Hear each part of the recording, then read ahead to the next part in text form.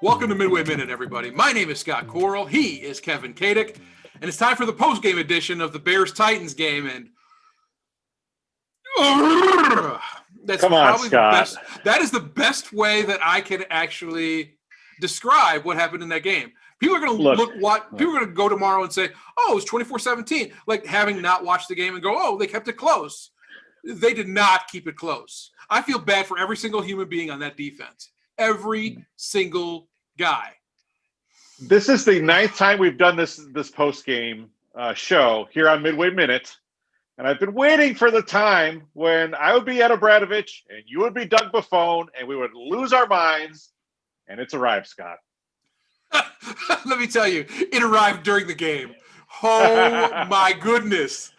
You know, I wasn't even that upset during the game. It was just like this resignation. That first drive happened. The Bears got stuck on 4th and 1. And I just tweeted, "Oh my God, we're going to go do this again." And it was quite clear. And obviously they had problems going into this game. Their offensive line is a wreck. Their offense is a wreck, but there's just not one single thing on that offense that you can be excited about. And that includes Allen Robinson, because why would you give Allen Robinson a bunch of money right now to come back and play for this team?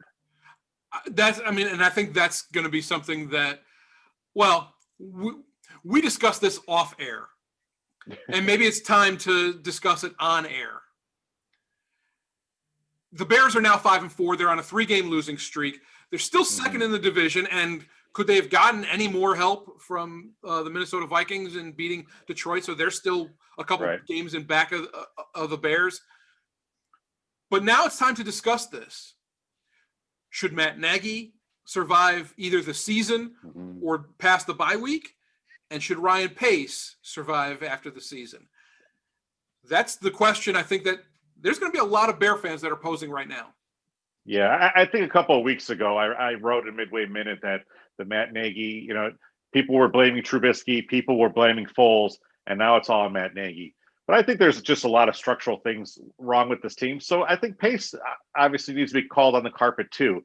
Now, will the McCaskies do that in the middle of a pandemic? Will they write the checks to make those guys go away? Will they feel like it's a moral thing that you can't fire these two guys? I don't know, but it's definitely on the table. The thing is, Scott, we've talked about this, and this has been a talking point for every Bears show ever done by anybody in the city. It goes all the way to the top, up to the McCaskies. It doesn't matter who the quarterback is. Doesn't matter who the coach is. Doesn't matter who the GM is. It's just not a great organization. But that's the thing. I feel like the McCaskies are doing more to be in line with the players and with the general public. Sure. Yes, I agree. Like the Hallis days, it was penny pinching and throwing around nickels like they were manhole covers. I get it. The Titans are run by Bud Adams' daughter, the founder of the Oilers and Titans. Sure. His daughter is running the Titans. They just beat the Bears. So guess what? There are families that can run teams pretty well, that understand how to hire personnel, that understand that some people can do one thing well, but maybe not another. So you don't put them in a situation where they don't do that other thing. And in this case, Matt Nagy, you might be a decent head coach, and I'm not taking that away from you. But as an offensive coordinator, I'm just saying, like I said, you might be. He might be. We don't know. But as an offensive coordinator, it is time to give that up. Yeah. And focus on one thing. I can see what you're saying. Like I think he does run a good room. I think he, if things were going well, I think his culture definitely works. But yeah, it's just he was the offensive whiz. It's not happening. This game was here for the taking. Obviously, the Titans' offense only scored 17 points. Tannehill did not throw the ball. He only had 158 yards passing. By the way, if you tuned into Midway Minute this morning, the pregame newsletter, I told you that Ryan Tannehill on the under on those yards would be a lock, as well as the Titans scoring under 26.5 points. But someone's got to get their back padded here around here today, so it might as well be me. There you go. Nothing wrong with that. Yeah. But again, you mentioned that the Bears could have had this game. The Bears defense, I thought, played pretty well. No, they did not get a turnover. The Titans obviously got 2 of them. But in the grand scheme of things, the Bears defense played about as well as you're going to play. They dethroned King Henry. He did virtually nothing in this game. Right. And made Tannehill beat him. Of course, Tannehill did beat them. They don't have a quarter. Basically, there's 2 things that Matt Nagy needs to run this offense, I think, well. One is a quarterback, a real one. The other one's an offensive line. The Bears have neither.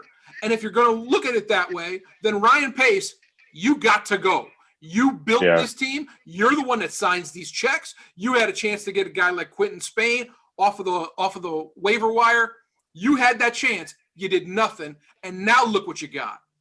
And that's just the thing. When you're a GM, you have to build a structure for a team. And anyone can sign a star quarterback. Well, not Ryan Pace, because he will draft Mitchell Trubisky over Patrick Mahomes. But look, I mean, what all comes down to it, you really have to have the skeleton of a team. And it's not just Ryan Pace. It's the guys that come before him. It seems like when it comes to football in Chicago, they can build a defense, and there's never a great offense. And I don't know what that is. I don't know if it's in the water. If it's our cross to bear, but man, it was just tough watching this game today. Obviously, you and I have to do this. We're producing content. I don't know who wants to consume this content the next day after watching that, because if I was not a proprietor of Midway Minute, I would have tuned this off, go for a run, rake some leaves. This was just not a game worth watching. Kevin, Danny Trevathan after the game said that they can't allow any team to get that many points. And the defense only allowed 17. Titans score 24. At this point, they got to pitch a shutout. And that's the only way that the Bears can win. Maybe. Yeah, it's tough. I mean, I think with the defense, I would love to see a big turnover. Had Kyle Fuller taken that pick 6 to the house in the first quarter, or Jalen Johnson hung on to the pick that he almost got. And it just wasn't there. But they shouldn't need that. The Bears should not be in a position where they're down 24-3. It just shouldn't be happening. This team is really built to where they kind of need to strangle out wins. And once you start playing from behind, it's just not going to happen. So, well, I think at this point it's time to wrap this up, because I got to go and wipe the taste out of my mouth. Because thanks, Bears. Just go and punch in a pillow and then scream into it. Yeah. And make sure that the windows, look, it's a beautiful day. It is an absolutely gorgeous day in Chicago. Yeah. This would be a day where maybe you should close your windows before you do any of that. Yeah. So you live in Wisconsin. You're probably going to walk outside and just get mocked. So best of luck to you. That's all right. Where I live, they don't mock me. They fear me. That's the way it should be. All right. You should learn something, Matt Nagy. Let's sign off there, man. I don't know. All right. So everybody, hit the subscribe button on YouTube if you're watching us there, and then head on over to the website, midwayminute.win. Sign up for the newsletter, and you can see us whenever we produce content, and just enjoy us, and just enjoy it. Be our super friend. We'll see you next time.